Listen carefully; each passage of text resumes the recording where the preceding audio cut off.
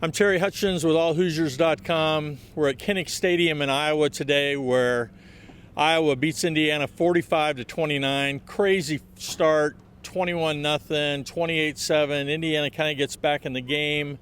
Nate Sudfeld goes down, big play. And so IU has to try to come back with Chris Covington, and it was just too much of an uphill fight, having a true freshman quarterback have to be that guy. Sarah, what were your impressions first of Covington when he did come back in?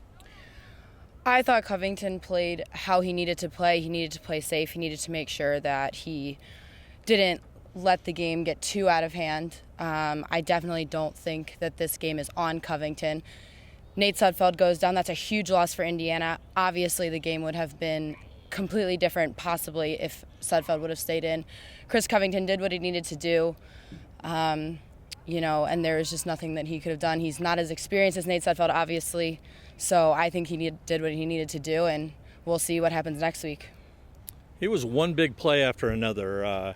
There's the pick six early with Sudfeld, run back for a touchdown. Iowa has a 72-yard pass. They have a 60-yard run. Tevin Coleman has 3 huge touchdown runs today.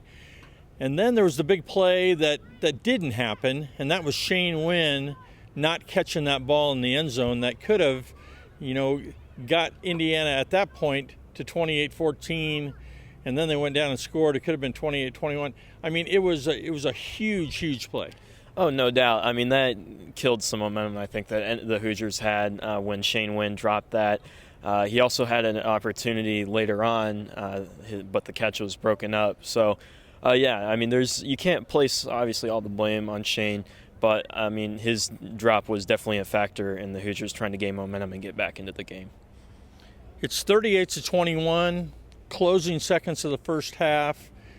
Indiana stops them at the goal line. They have 4th and goal at the 1. Could kick a field goal, decide to go for the touchdown, but that was a huge play momentum-wise, didn't you think, going into the half? Absolutely. I would have loved to be on a fly on a wall listening to Kevin Wilson in the locker room, just deciding what to tell his players. That was, for the defense, that could have potentially been a huge momentum for them if they would have even just gone for the field goal, because they would have pulled up a 3-and-out or 3 and a field goal, in the red zone. But for them to score the touchdown, I think the defense had to come and, rethink their mindset, because, again, like I said, I think it would have been a huge momentum for the defense if they would have pulled up the stop and they would have only gotten a field goal. But I think that definitely changed how they were thinking going into the second half. It doesn't get any easier for Indiana. 3-3 now. Play Michigan State in homecoming next week. Really good Michigan State team. Indiana's going to have to figure out a way to get back quickly, and they may have to do it with a new quarterback. Nate Sudfeld was described as a separated shoulder. His arm was in a sling at the end of the game. Wilson said he'll be reevaluated. They don't know how long it's going to be, but that's something that will obviously be all eyes and people watching that here in the next few days, trying to see what Indiana's quarterback situation exactly is. That's it for us today from Kinnick Stadium in Iowa. Again, Indiana loses 45-29.